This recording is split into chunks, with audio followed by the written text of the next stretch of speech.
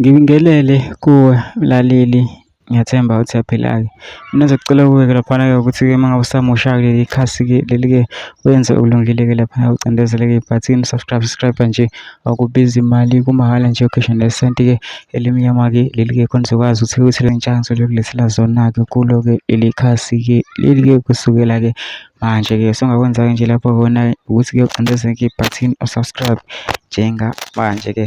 Udaba kulethele lona namhlanje kuyashuba-ke laphana-ke ezihamba phambili zithi-ke ukhomishana we-IEC owayesebenzela-ke e-Standard Bank Dr Nomsa Masuku ubhekene namacala okukhwabanisa.